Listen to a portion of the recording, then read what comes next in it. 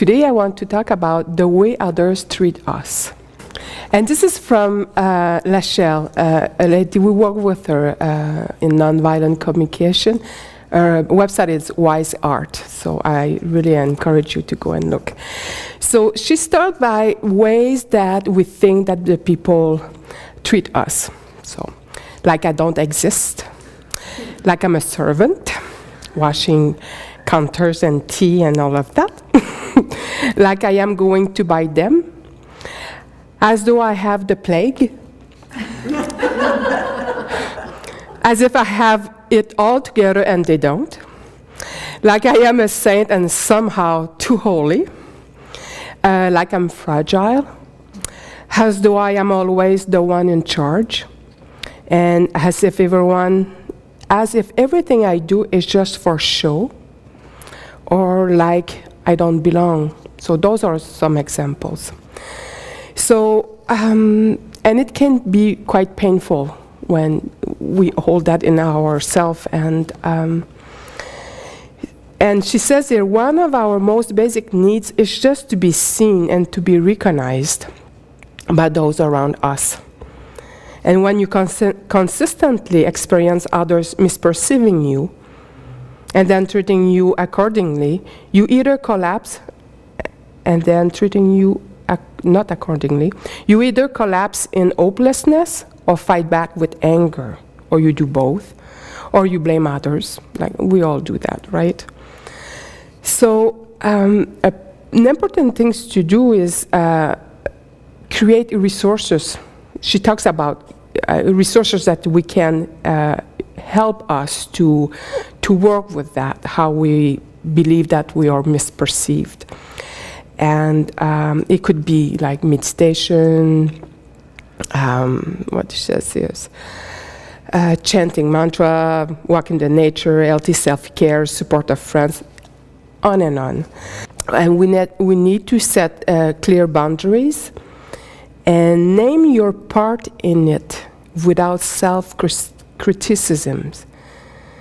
And this is how we're going to create long-lasting changes. It's not by getting angry or whatever. We need to look inside.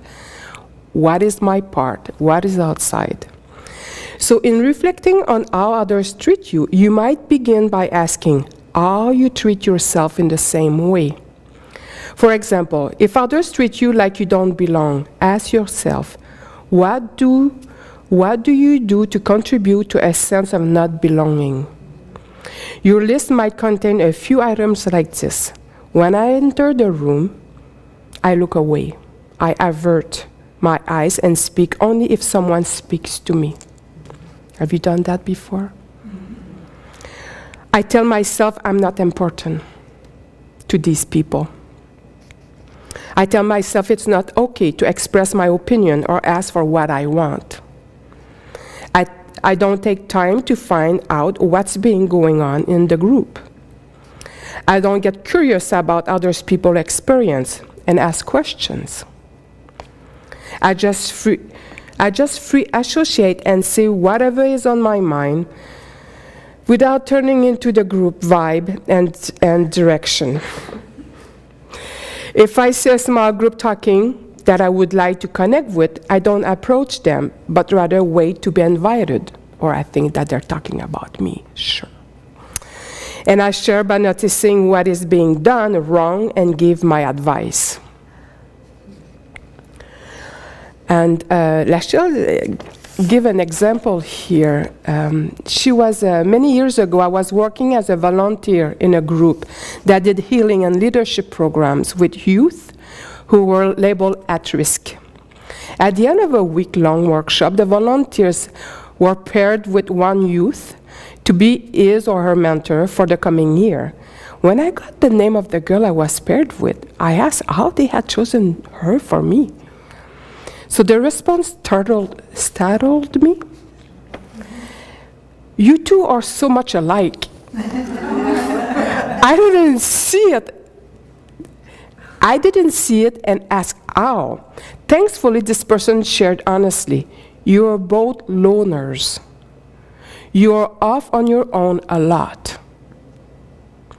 This was the beginning of me seeing all the little things I did to contribute to a sense of not belonging.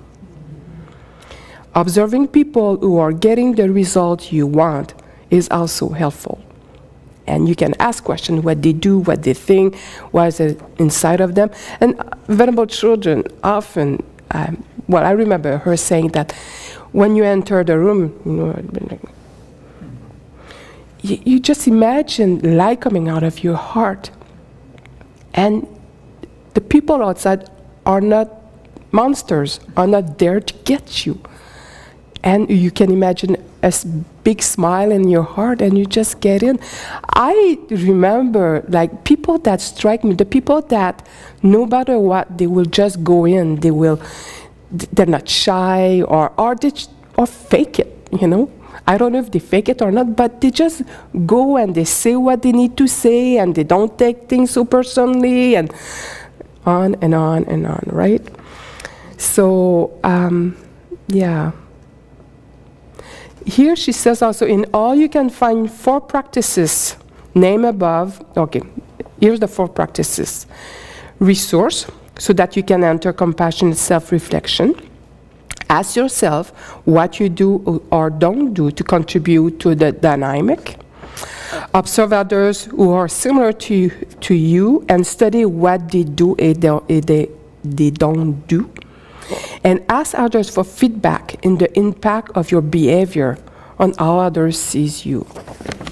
So this is my little BBC that I wanted to share today. So yeah, be kind to yourself, compassionate, and you deserve to be loved like everybody else. And when you went and just watch your internal process, yeah, it's not out there, it's really in here.